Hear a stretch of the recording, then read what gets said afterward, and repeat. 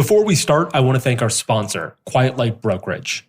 Quiet Light's team of advisors helps entrepreneurs like you buy and sell online businesses for 6, 7, or 8 figures. They closed over $75 million of deals last year alone, and they've closed hundreds of millions of dollars since they started in 2007. Want to know how much your business is worth? Visit quietlightbrokerage.com/exit strategy to find out. The site will teach you how to determine what impacts your valuation and how to optimize your valuation through add backs and accounting methods. Whether you're aiming for an exit or want to run your business for years to come, Quiet Light can help you. Ready to learn more? Visit quietlightbrokerage.com/exit strategy to get started. All right, on to today's episode. All right, we're going to get started with this episode of the Exit Strategy Podcast. We're here with Jesse Horwitz. Jesse is a published author. He wrote a book called Selling Naked, which is about launching direct-to-consumer businesses. He co-founded Hubble, which is Harry's for disposable daily contacts. And right now he's working on running a bunch of digital ads for Andrew Yang. Jesse, did I get all of that right? Yep. Great to be talking with you today, Moise. Yeah, likewise. You and I met, I want to say like 3 or 4 years ago. You were actually at Harvard Law School for like a day and a half, as I recall. And one of my friends knew you. And so she's like, oh, you guys should get in touch because you're both starting direct-to-consumer businesses. That's right. I was class of 2010 and sort of doing job apps and law school applications at the same time. And the law school applications went better than the job apps. So there I found myself at Harvard Law. I imagine there's going to be a bunch of people the next year or two, unfortunately, who will share that kind of experience. Sure. Did you make it past the first year, or you were there for No, 1 year? So I wanted to work investment management. I kept just recruiting. I met a friend who had been at Bridgewater Associates and interned at Bridgewater and just asked them if I could stay on full time. So didn't go back for too well. Law school was totally fine. It was just, I didn't want to be a lawyer. And so it was like time and money. Yeah. No, it makes a ton of sense. Okay, fast forward HLS, Bridgewater. Tell me how you get into like the contacts industry. Do you wear daily disposable contacts? Yep. Like, how did this sort of develop? One of my friends from Bridgewater ended up at BCG, then Harry's. I was working on the investment team for Columbia's endowment at that point. It was an interesting job and also gave me a fair amount of time to kick the tires on other ideas. His name's Ben. Ben was living across the street from me. Was working on shave subscriptions. So I started poking around contact lens subscriptions like late 2015. And somewhere pretty early on, I just offered to help out and see if we could roll up our sleeves together. Done that with a few other friends' projects. And, none of the other ones kind of gained traction the same way. So, it was a good way to, in a low-risk way, kind of explore different ideas. How did Hubble gain traction? So, if you're kicking around the idea, how are you kicking around? Are you creating landing pages and running ads? Are you doing surveys? What are you doing there? Yeah, we did some customer surveys, some potential customer surveys. We did a lot of work on sort of the manufacturer landscape. Products obviously kind of, central in a business like this. We did some landing page tests, and Harry's had done a pre-launch campaign that that they had hosted to GitHub. So we copied that and sort of repurposed that. But a lot of it was just sort of the moment in time. I mean, it was like April, May 2016, right before the Dollar Shave sale, right after. So Harry's had run a pre-launch Refer a Friend campaign. They posted that to GitHub. Tim Ferriss had written a piece about it. So we just repurposed that as a pre-launch campaign just to get some data. And we kind of used that plus the research we'd done on the space. And, went and raised with that. And it was just different. It was, April, May 2016, a couple months before Dollar Shave Club sold, a couple months after Harry's raised at like a $700 million post 2 or 3 years in. Casper was going crazy. And so it was just, it was a good just time. A different era. Yeah. Totally. It's crazy how it feels like. People went outside. Yeah, that's right. Yeah. So you're doing that Harry's pre-launch campaign. How many email addresses do you get from that campaign? I remember Harry's was like, look, we don't want to launch to crickets. Nobody wants to. How many email addresses do you get? Yeah, we got like 2,000 email addresses, I think. Okay. I think we got. And then you went and raised on that data. You're like, hey, we're starting this business. We have these 2,000 email addresses. We think that's enough to go start a business. Somebody give us money. Yeah, I mean, we kind of soft shoot it a little bit more than that. We started reaching out to people and saying like, oh, I don't know, is this something that we could raise for or not? And, we kind of approached friendly investors that way. And at first it's like, oh, should we apply to accelerators? Okay, we sort of applied to accelerators at the same time that we were contemplating a raise.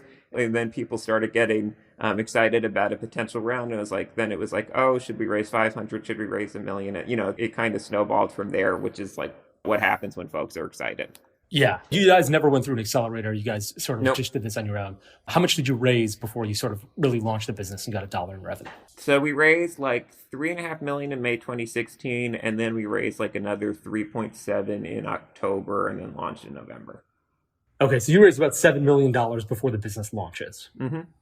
And was that like the most dilutive part of the raise? Because at that point, you don't have any revenue. You've raised two rounds. The conversation we had with the investors was kind of meet us in the middle, and we'll take a bit more dilution than we're looking for, and you'll put in a bit more than you were looking for. At a bit higher price. They were reasonable terms, I think, but it was a lot of capital. Yeah. I think it gave us a lot of, I know you built Native very differently, since we were kind of going to go the traditional venture route and financing path. I think we sort of caught up a bit in that it gave us a lot of leverage going into our A then, because we could honestly say that we had, another 12 months of run rate still spending pretty hard. Yeah, definitely. Tell me what you did with the $7 million launch. So you've obviously got to get a manufacturer. You're not making these things out of your own house. When we did our next round, we still had most of it left. It was more... if you need money, you're in a weak position of approaching people. You want to be able to have the conversation and say like, sure, if you want to put in now, great. And, if not, we're good to go. Yeah. So we've always been, kind of mindful of that. Yeah. Never more true than today. Yes, for sure. And how do you line up a manufacturer? Because I imagine with deodorants, there's two big deodorant deodorant companies in the United States. One's Unilever and the other's P&G. There's a lot of manufacturing facilities that can make deodorant. For something like contacts, how the hell, you can't call up J&J and be like, hey, I want to make a new company, or I'm going to create a new contact company and destroy AccuView. Sell me your contacts. They're going to be like, go get the fuck out of here. So how do you go about finding a manufacturer for this? Yeah, since it's a medical device category, the FDA had a database of everybody with their approval, and we sort of just worked through it systematically. That gave us a really good market landscape as well in terms of which manufacturers had what capabilities and what distribution where, and what capacity. So, both lined up potential options on the supplier side, and also just gave us a sense of what suppliers were out there. Yeah. Oh, that's great. I love that you use the FDA report to be like, these are the possible guys who are going to make this stuff. Yeah. And then it's just sort of a down the phone list call exercise. Yeah. So you find some guys in Taiwan to initially manufacture. Is that correct? Are they still doing the manufacturing for Hubble contacts? Yep. So we also do reselling for the large manufacturers. Yeah. But on the Hubble brand, there are guys. Yeah. And, I read somewhere that you guys get an exclusivity where you're like, hey, look, you're going to sell daily disposable contacts in the United States only through Hubble. Is that right? I read somewhere that you got an exclusivity with these guys in Taiwan where they agreed to sell only daily disposable in the U.S. on e-commerce. Okay, gotcha. On e-commerce. So the thing that was nice about them, was they had 20 years before us of history of distribution in the U.S. Through independent optometrists. They hadn't had them through optometrists. They hadn't had a big e-commerce presence, so that was still up for grabs. Gotcha. And does that cost money to get that exclusivity, or are they like, we'll do it because you look like you're gonna build a big business around this? Like, was it right out of the gate that you got the exclusivity? The way we pitched it to them was we had minimums we had to hit on volume over time. Gotcha. And we said look, you guys have had your U.S. business for a long time. You've never penetrated deep into e-commerce. So do you really have plans to over the next X months? Yeah. If we build an additional distribution arm for you, great. And if not, you can have it back. Sure. Okay. Gotcha. And obviously you did build a pretty considerably sized distribution arm. So you've got that $7 million, you've burned some of it, certainly building the site and getting products and doing all the branding. You launch in November. This is pre-days of ClearBank, right? So you have to raise equity to basically actually fund your ads. You got it. How do you start advertising the business? Facebook and Instagram. Gotcha. I know you're sympathetic here. I think all of this is just built on Facebook and Instagram, and I don't think there's anything wrong with that. You had 70 years of businesses built on TV before this. One big chunky channel is where things happen. What is your marketing budget early on, and what does the growth look like? Are you spending $10,000 a month on Facebook ads, or have you raised $7 million and you're like, we're going to mattresses day one, we're putting down $10,000 and we're going to get some revenue here? Somewhere in between, I'd say. I mean, we've always, sort of we might have gotten a little headier at different points in time, but generally try to manage against a reasonable CAC. Yeah. And so that's always been what's constrained us. What was the payback period that you were going to be comfortable with? What's crazy is like I've talked to the acquirers. Like when we were trying to sell our business, we talked to a bunch of acquirers, and there was a well-known direct-to-consumer business that was looking at a 5-year payback period where they're like, we sell you the product today, we'll get our money back in 2025, which means we need 5 years of finance. Like, where are you comfortable with? In theory, under 12 months, it's always the like push and pull then of, Yeah. And I think also it's easier because there was enough access to equity that we were able to get the business to a big enough scale that we could be cash flow positive at those sort of payback levels. I think, folks starting businesses today, you sort of have to grow into that because the financing's tighter. And so, I hear a lot of people who are sort of 3-month payback at the start or 6-month payback at the start. Scaling that way brings enough cash into the business that they have the working capital they need. They can build up the relationships with ClearBank or whatever. One of the things that I read was you said that 40 million people in the United States wear contacts. Yeah. And at some point you were reaching about you had 3 million impressions on Facebook on a daily basis. Yeah. Yeah. So in 13 days, you've exhausted, like everyone who wears contacts in the United States has seen your ad. In 26 days, everyone's seen 2 ads. In 50 days, everyone's had their impressions rate is up to 4, their frequency is up to 4. It's interesting. I'm sure you've had this experience too, where it's like based on like who the ads are hitting, you hear from people either people think you're like ubiquitous and just hitting them all the time, or they've never heard of you at all. And for our category, it's not exclusively, but it's primarily, women 25 to 45. And so like you talk to folks in that demo and they're like, well, crap, I see your ads all the time. And then you talk to folks outside of it and Yeah, you're right. There's a ton of people who talk about native and they're like, that are like, you guys retarget me all the time. Am I the only customer you have? Yeah. There are other people who are like, I've never heard of this brand. I've never seen an advertisement for this brand. Even one of our investors was like, I've never seen an ad for this brand. And I was like, you have. You probably just don't realize it at this point. I talk about this with other brands all the time, which is like, then there's the advertising you do just for VCs where you do, you buy the out-of-home stuff that they see on their commute to work. They're not engaging with Instagram ads or they're not in your targeting segment. Sure. And then the ads that have a meaningfully lower ROI, they get super excited about because they're like, well, I saw that one. Yeah. So you must be a big brand. Yeah. We never did that with VCs, but we did do that once we were in brick and mortar stores where we're like, let's put up a bunch of billboards in an area where the buyer is going to see this. So they're going to be like, oh, wow, they're advertising native in Minneapolis and they're saying drive everyone to Target. This is great. I love this brand. Yeah, exactly. That's the biggest place where the ROI stuff gets a return is like if you have a specific community of small people with big checkbooks that, that you're trying to impress.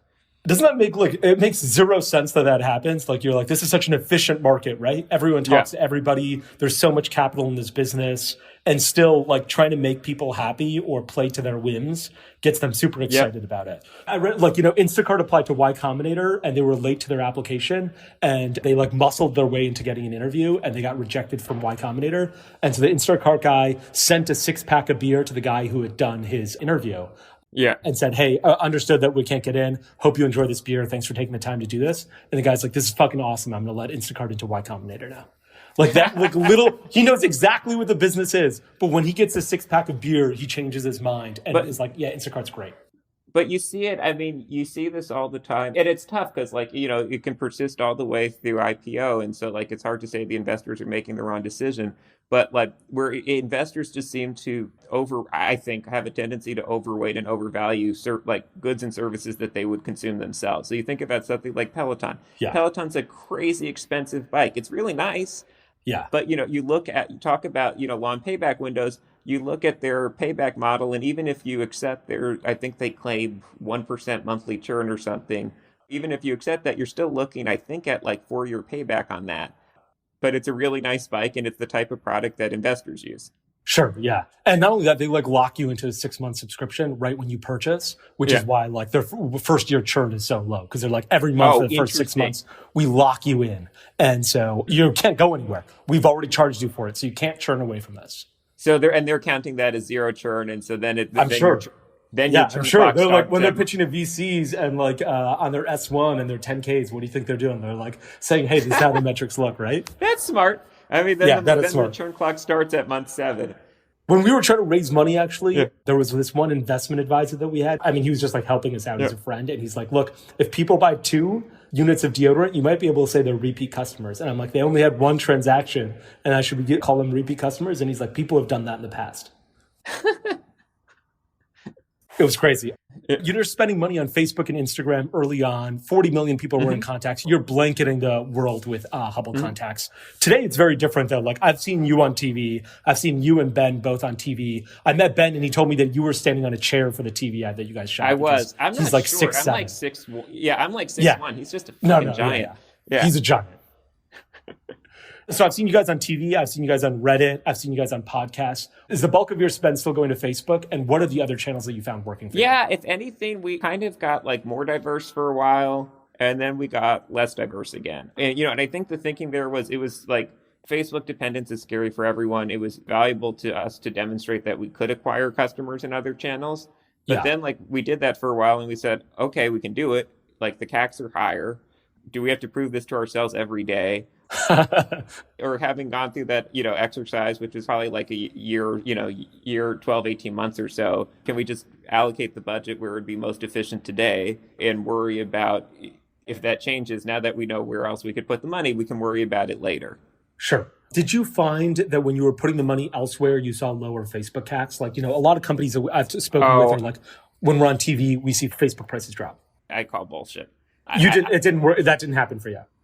I remember there was, I won't say who, there was one ad buyer who was complaining when we turned TV down and said, hey, where's my Halo? And then we told them that, we turned it back on and we hadn't, and the Halo was magically there again. It's almost like the emperor is wearing no clothes, huh? You're just like, okay, we're on TV ads, and he's like, great, I'm seeing cheaper prices now. Yeah.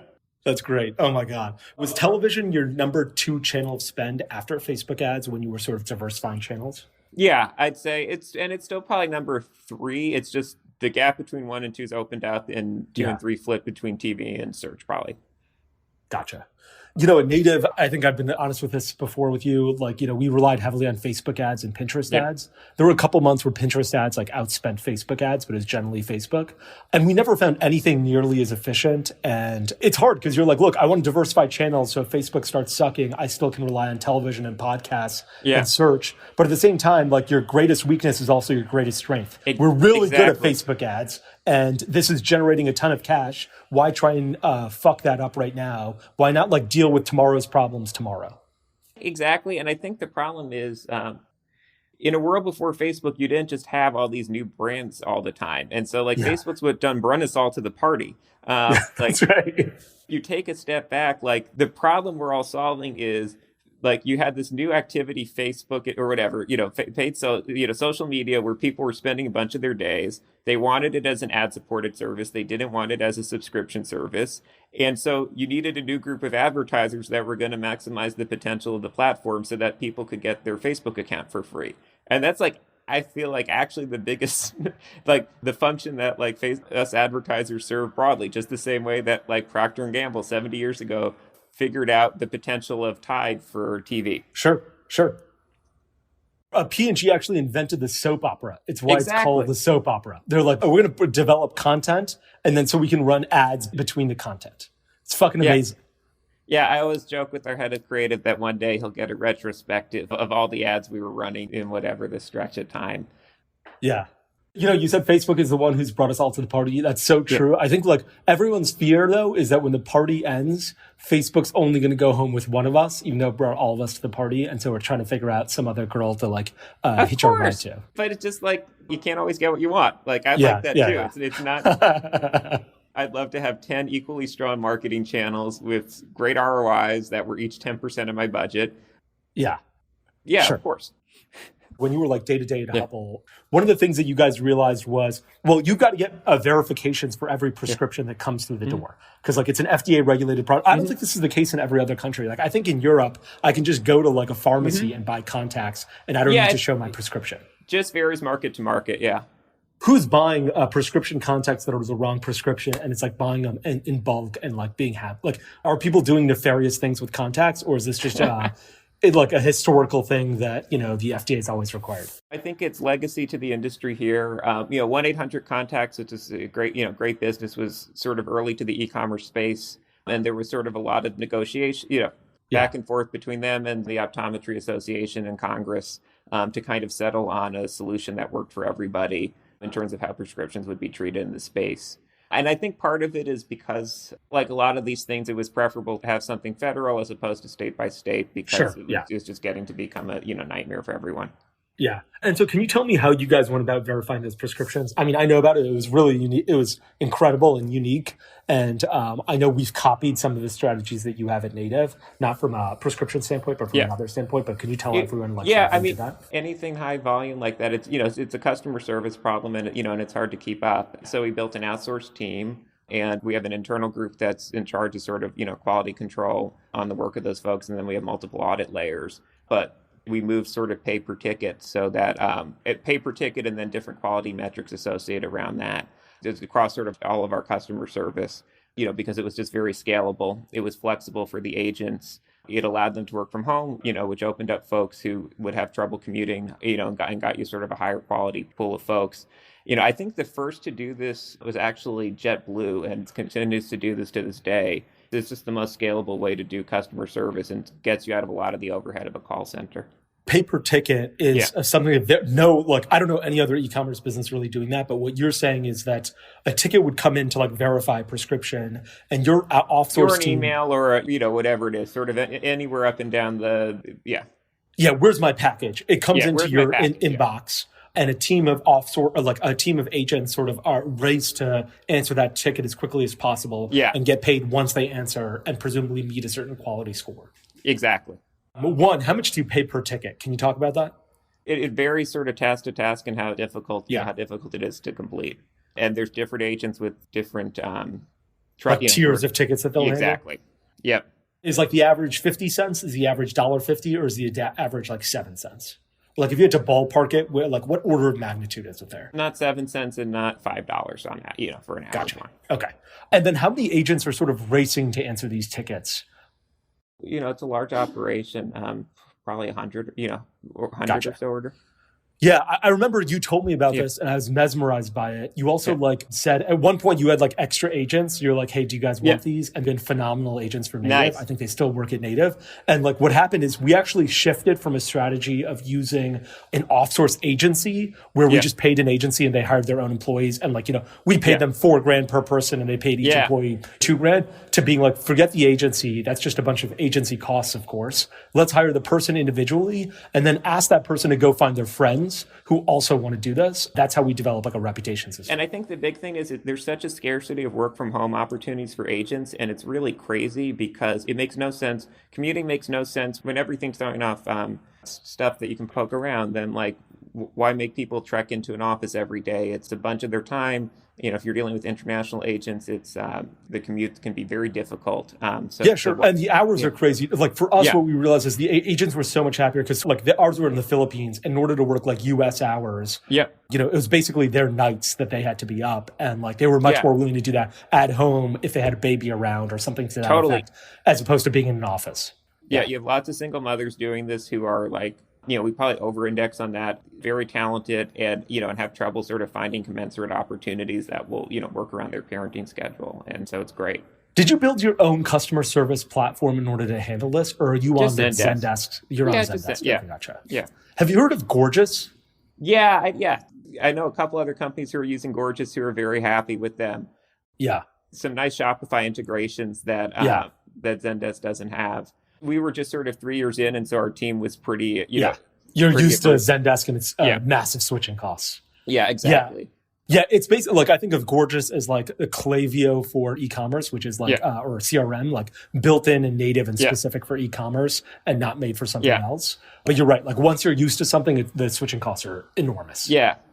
Yeah, I think that's right. I think that's right on both fronts. And we actually had, a friend who's spun up, who's been sort of, helping other team, helping other organizations spin up work from home teams as well for them, a group called Resolve CX. So, and it's, exactly your experience. It's worked well for sort of multiple e-commerce companies. It's a good setup.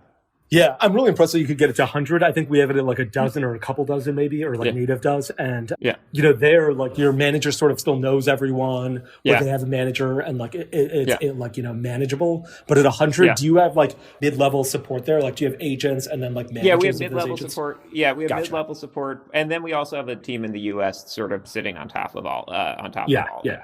How big is the team in the U.S.? I remember when we chatted, like you were very much like native sides. I remember at one point you're like, we have 12 people running, 20 million. Yeah, we're like in a little north.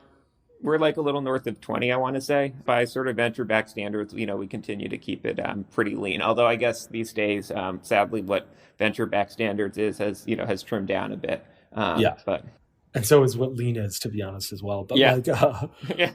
What are the people's functions in those 20? Because like you're a very large business at this point. You've raised north of $70 million. To be the size of business you are and to have like 20 some people is extraordinary and not commonplace. How is this happen? Like, what are those people doing? And what does Everlane have that, you don't have? Honestly have no idea.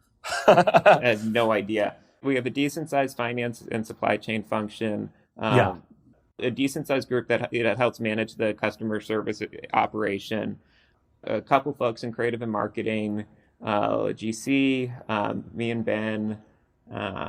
Let's see, separate few folks who work on the reseller business. Are you guys running a paid marketing in-house, or have you outsourced that to an agency? Are you running Facebook ads in-house, or is that an agency? It's funny how loose it all gets. Is we're outsourced, but with Slack now, Slack now and Ads Manager, you all sit in the same stuff all day. Yeah. Yes, it's all outsourced, but you can work very closely with folks. I think there's benefits to keeping a lot of the spend on the agency side because there's just shared resources that you can build across multiple companies. So like I'm sure you've seen like a lot of businesses sharing landing page templates now, sharing I think a lot of the front end dev work has moved to the media buyers. That just sort of makes sense for us all to share. And does that like eliminate a competitive advantage? Because like if you have a front end media buyer, and by front end media buyer, you're talking about some guy, like you hired some guy to run your Facebook ads. Yeah. He's creating the landing pages as well. He's sort of running all that stuff. But once he finds something that works, that sort of translates across to 20 different brands right away and prevents like your unique competitive advantage from maybe shining for longer than it would. Yeah, that's one case. On the flip side, we're getting learnings from the other 20. Yeah, that's fair. If you thought that you were uniquely talented and that you could just crush everyone else, then you'd want to, keep it all to yourself. Yeah. If you think that sort of, surveying the market as much as possible is the best strategy, you just want as much information as you can get, and working with, working with external buyers and working with multiple buyers is, seems like the most efficient way to do that. Yeah. I also think it's tougher now with so many levers on the bidding side seem less important. Everybody can see everyone's creative in the ads library. You can click on the ads in the ads library to see what landing pages everyone's using. Any enterprising team that's curious about your work can paw through it if they want. Yeah, that's a fair point. Okay, so let's talk a little bit about where the business is today. You've raised $70-some million. Is that right? Mm-hmm. Yeah. And who was like the last round? Who sort of led the last round? I can't remember whether Firstmark or Wildcat led our last round. Gotcha. Yeah. And can you talk a little bit about size of business from a top line perspective? Like, we're doing more in top line than we've raised, which is good. And, that is good. And we've been break even the last bit, which has been nice and taken some stress off and, have decent capital reserves still.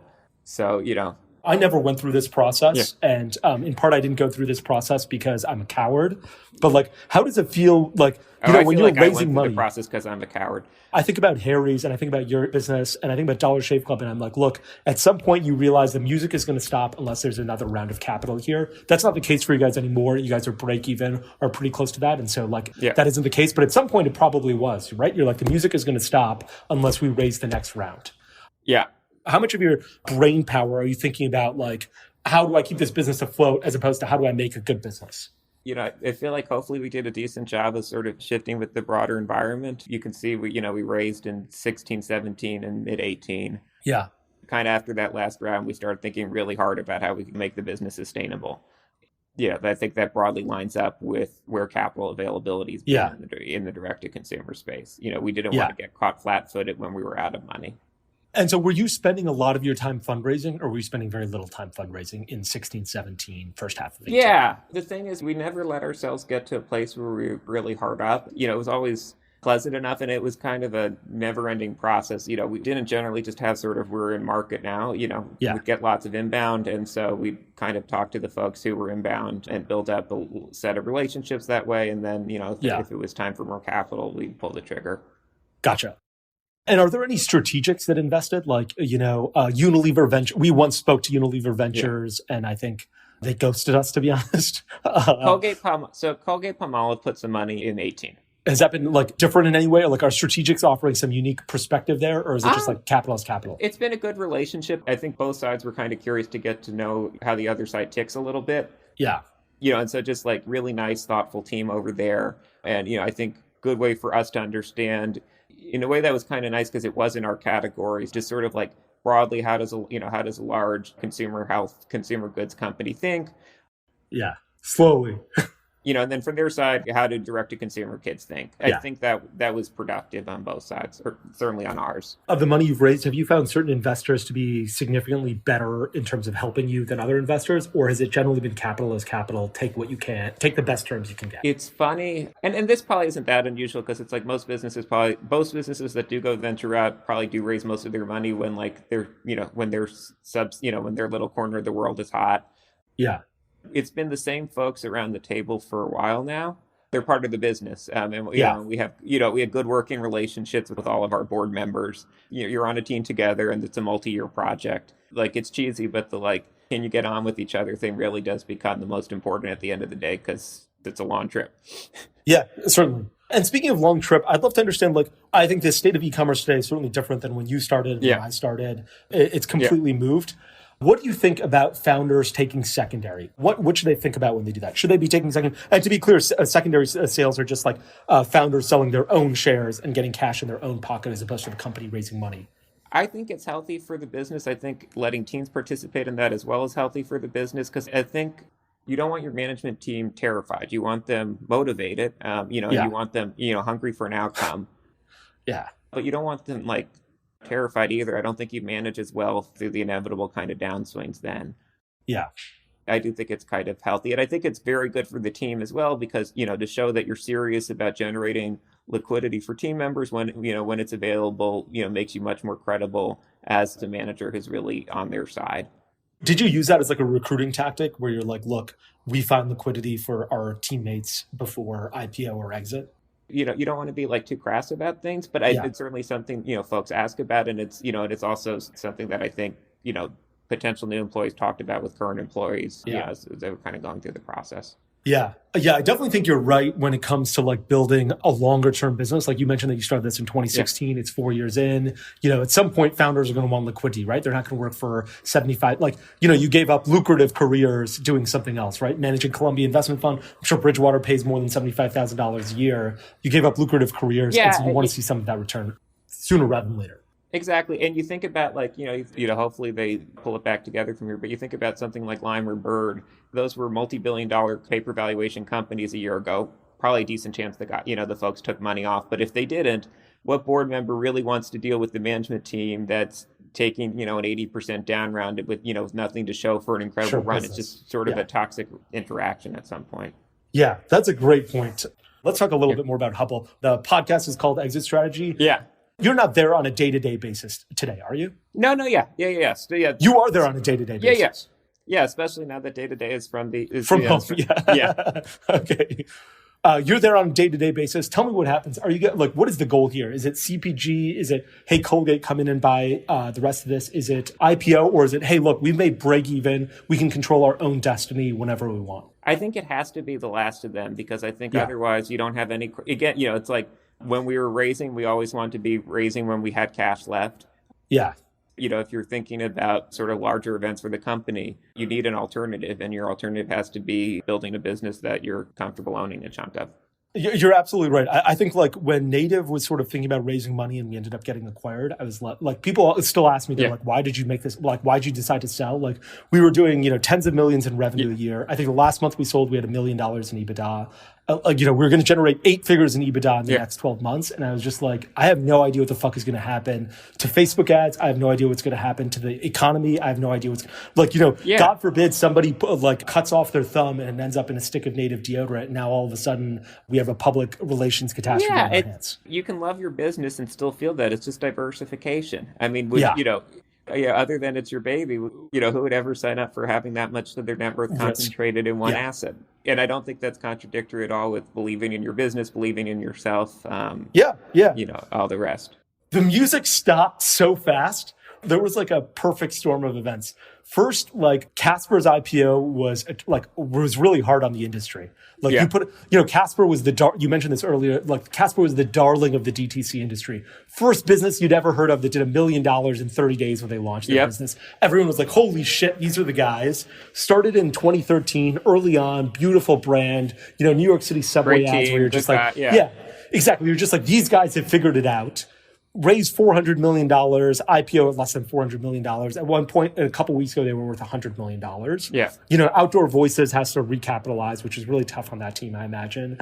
Then there was the WeWork fiasco of people actually caring about bottom line, I think. And then COVID hit. There were multiple events that destroyed this industry. What's going to be so interesting about all this is you have, on the one hand, you'd say okay, venture winter again. It's funny. It's we feel it most acutely in direct to consumer because, we're e-commerce guys, but it's then you talk to your friends in other spaces and it's my friends with AI or machine learning startups are could this get more bloated? Certainly all the mobility stuff is very visible in the delivery stuff. And so it just feels okay. And so you could say okay, does all this startups just go away for a bit? But the flip side of that is $1 trillion in dry powder raised last year. A lot of that's going to go to, people supporting their existing portfolio companies and hoping for something to happen.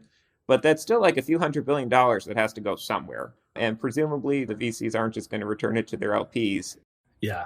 I think it'll be interesting. I remember when I was at on the investment team for Columbia's endowment, which was really interesting, really meticulous about sort of logging all their historical performance. And so you could look at sort of what their venture funds had done through 07 to 09. And of course, they've been marked up 6% because nobody takes a down round ever unless they can avoid it. And Facebook was raising still. So you had one whale generating lots of up rounds at huge, and sort of swarming everything else. But the other thing that was interesting, more on the PE side, because venture wasn't having such a crazy moment during that period, was you had these giant bloated funds coming into the crisis. You had KKR or Apollo, all these groups raising $10, $15 billion funds, the worst performing funds in history. But then the ones that closed in 08 were some of the best big funds in history. And so it took a while for those GPs to make it back to market because their 05, 06 funds were disasters and they had to get their 08 fund mature enough that people would forget that. But the ones who got some capital closed before the crisis had great new portfolios to talk about in 11 and 12. And what did you see? It happened on a 4 or 5 year cycle instead of a 2 or 3 year cycle, but everybody came back with bigger funds than their last pre-crisis fund. You're the only person I've heard of who's talked about this from a bottoms up perspective instead of a top down perspective. You're not fuck, all of these businesses are fucked. There's no end in sight to this. We're going to be at home for a long time. What's going to happen to the Berries and Rumble Fitnesses of the world? What's going to happen to the Way Travels of the world? What's going to happen to the Allbirds of the world when people don't each, they're not going outside to try and go on dates or go to the clubs or anything to that effect. But you're not talking about that. You're hey, look, these VCs have to deploy capital. That's their job. And they've got a bunch of dry powder. Yeah, their job is to be top decile in deploying the capital they have. That's their job. Yeah. There's nothing wrong with that. They're not market timers. If the pension funds and endowments, and other institutions wanted somebody to try to time the market, they give it to a macro fund. That's their job. If you think about the heroes of the direct-to-consumer space, it's got to be a Casper, Away, Rothy's, and Allbirds. Yes. Probably those are the 4 that sort of stand out. Maybe Hims and Hers at this point as well. Away is going to suffer a lot. I imagine Allbirds and Rothy's can't love this type of market environment. Certainly in the way that Brooke Linen is probably you're probably spending a lot more time at home thinking about your bed. If you're Meissen and selling cookware, you're probably thinking a lot more about the cookware you're using. Do those companies take down rounds? Or do you think they have enough? What's crazy is I feel like the U.S. government has told everyone, hey, you better have 6 months of runway at home to continue operating. Hey, Delta Airlines, you better have 3 days of runway. If you don't have revenue for 3 days, don't worry, we got you.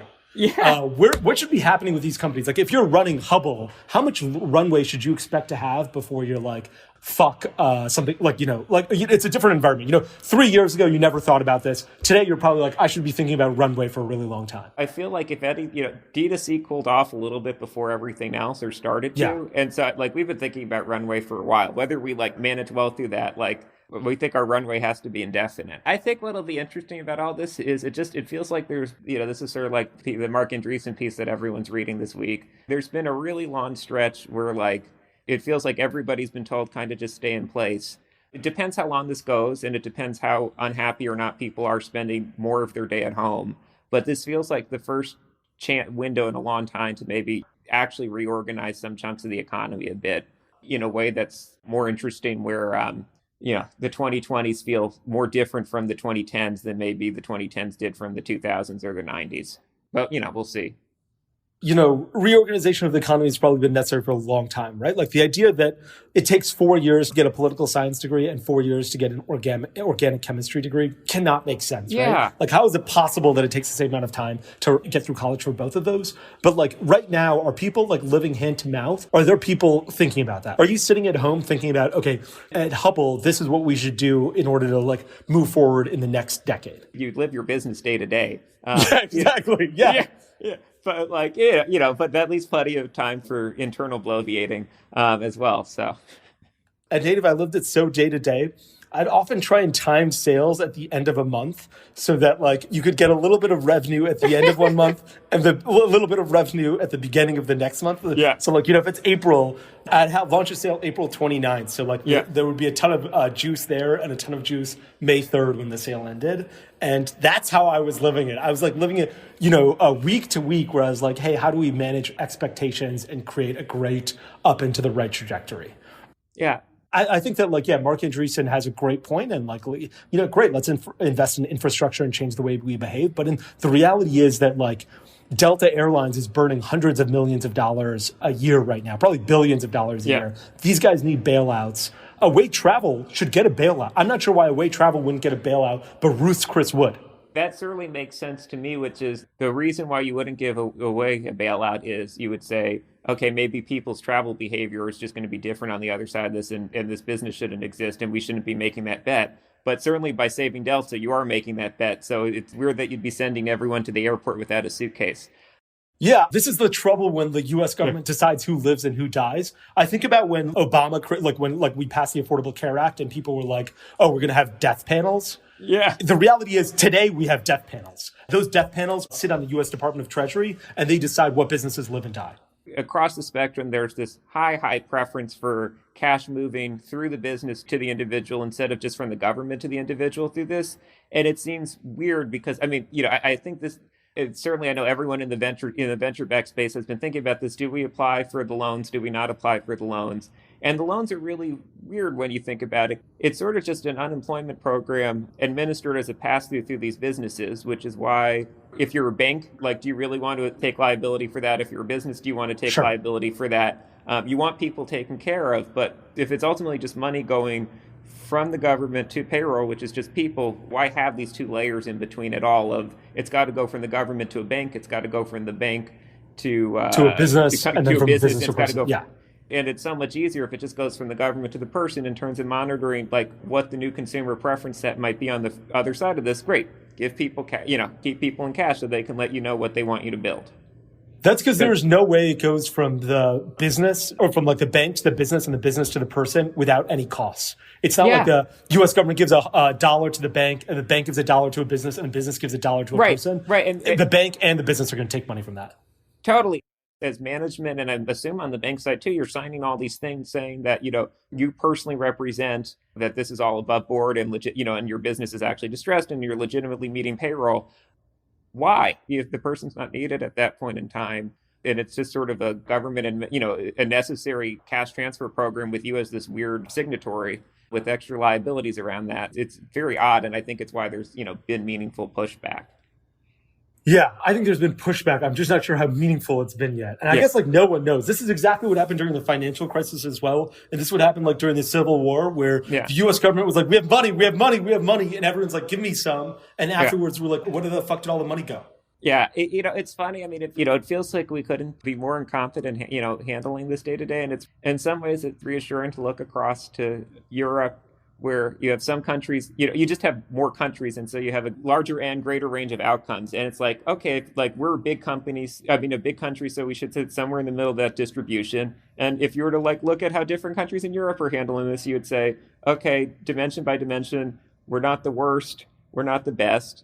We sort of just look like a mediocre, or Yes. Yeah. It's not like we're crazy innovative and we're like, we've solved the issue to make the world just in the United States and like capitalism to exist. Yeah. Yeah. We're just like, we're handing out money and we hope that like there's not a recession, especially because it's an election year. No, we're not testing enough, but nobody is. And we're testing more than some and less than others. All these. Yeah. Yeah, that's we're right. kind of middle of the pack. It's so hard to even get to get an understanding of that as well. You know what I'm shocked by is the New York Times every day. Like when I log into NYT.com, they don't start with 40,000 Americans are dead. This is like the equivalent of like 10 9/11s. More than 10. Yeah. For this point, it's probably like 13. And every few days, it's another 9/11. How are we not leading with that every day? We're like 40,000 Americans are dead. It absolutely is like a crazy amount. And it's not the cover of the New York Times every day. It should be like this. I'm not saying it's like fun. I don't want to read that, but I want to like understand the severity of the crisis. And I think by talking about grocery stores and Netflix, we're like, maybe we should be able to go outside. Yeah. You should have data-driven reporting around this because this is a pure modeling exercise. I mean, there's probably, I would imagine marginal revolution traffic's probably at an all-time high because an econ blog where everybody's just going back and forth on epidemiology models is, Yeah. Tell me a little bit about what you're doing for Andrew Yang. Like, it's crazy that you're working for him. I feel like Andrew Yang went from being a nobody, maybe he wasn't a nobody 2 years ago, and I just hadn't heard of him, to the Yang Gang, to all of a sudden, universal basic income went from, are you crazy, to, hey, when should we start that in 2020? Because it sounds like a great idea. Yeah, he and his team they've been doing some fundraising for direct cash transfers through this. A lot of that through sort of their established network. And, we offered to kind of do some testing and see if we could kind of expand the reach of that, which has been, a fun experiment and a fun project. And, it's gone well so far. And so you're helping him fundraise through advertising, is that right? Mm-hmm. How different are those ads versus the e-commerce ads? Like, certainly, are there skills that you can translate over? Certainly, like understanding ad manager, I mean, this is something I've been curious about. Dan Rosen, our head of creative at Hubble, we did a thing with the Ad Council last year on voting, is how much of these things are just about having deep funnels. I think where a lot of political advertising stumbles is shallow funnels, much higher than other advertiser buckets, I think, run as display ads. The thing is just like, what objectives can you tie stuff to? Just like we would when we're advertising for our business. Yeah. It's been, the buying team around Trump really does a good job of that. You see, if you go through his ads, you see a lot of quizzes, surveys, forums, donate, lots of things that are engaging where they're actually monitoring intent of traffic. Yeah. It's not just a Democrats thing. It's an establishment thing on both sides has been weaker. But since the Trump team is sort of picking up the slack there on the Republican side, they're particularly acute deficit on the Democrat side. Interesting that the Trump team is good at that type of engagement to determine intent. And interesting that political organizations are still spending a lot of money or more disproportionate amount of money on display ads. It's a lot more work. It's a lot more heartache. It's a lot more time to be tracking performance on your ads. Yeah. And so I think a lot of the time the fundraising apparatus is still sort of the tail wagging the dog there. You're spending so much time on your fundraising that when it then flips around to spend the money, you want to spend it fairly efficiently from an operational perspective. And that does not performance marketing make. Could Hubble have been built in 2020 instead of 2016? Like, would you have done like the same things? Could have been built in the same way? I told P&G, I was like, in 2016, if I had $1 million, I could have made anybody president of the United States. Yeah. I could have done it on Facebook ads alone with $1 million. Yeah, I think it'd be hard to do today because I think the big shift is you have Clearbake stepping in and financing your ad budget to some degree, but nobody wants to finance working capital. You have Assembled Brands, which has stepped up a bit, and they'll do some percentage of your inventory. But like by and large, if you're a subscription business, it's building up enough cash going through the business so that you can afford to have cohorts with, more reasonable payback windows. And you don't kind of get pinched at the suboptimal, super fast payback point. And then if you're a single order business, it's having enough product variety to get conversion to where it needs to be. And I think, you did an amazing job with Native with pretty very capital light, but I think in general, a lot of categories, the amount of inventory that you need to build up is, not tens of millions of dollars, but single digit millions of dollars. And financing that is really hard because lots of people will step forward to finance more inventory buys on what you've already bought or to finance marketing spend on the existing products. Nobody wants to step up to finance product extension, and product extension is what juices conversion rate and improves the marketing funnel to allow the whole thing to work. Yeah, that's a great point. Like when we were running the business independently, we had just-in-time inventory, so we were incredibly capital efficient. Today, we have to sit on $12-15 million in inventory in order to be able to service the needs of the Targets and Walmarts and CVSs of the world.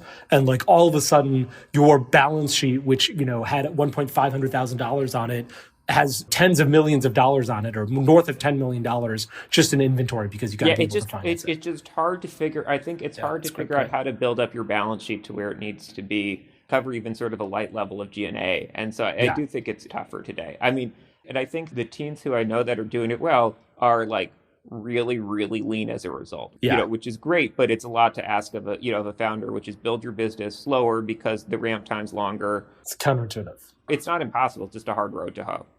Yeah. Okay, last question. What is the DTC company that you admire the most today? What is the DTC?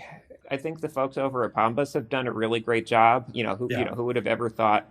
That's just a classic example to me of understanding your customer well, increasing assortment, using increased assortment to increase basket size, and scaling a business far further than I think most people would have thought it would go. Yeah. That's a great business to reference. And I've seen their TV, great brand as well, looks beautiful. I don't think they've raised a ton of money. They've just done a fantastic job of it. Yeah. Awesome. Jesse, thanks so much for doing this. This has been fantastic. Jesse Horwitz is the co-founder of Hubble Contacts. He's a published author with a book called Selling Naked, which is fantastic. I think he sent me an early copy, actually. I read it. It was great. If you're wondering how to start a direct-to-consumer business, it's a great place to be who are the people that have done this? What do I have to worry about? And, also working for the Yang Gang. So, Jesse, thanks so much for your time. Really appreciate this. Great to chat. Stay safe during the COVID crisis. Thank you. Hey guys, that's a wrap for this episode of the Exit Strategy Podcast. We'll be back next Thursday with another new episode. And if you like this podcast, visit thehustle.co to subscribe to The Hustle, a daily email that will give you the business news you need to start your day.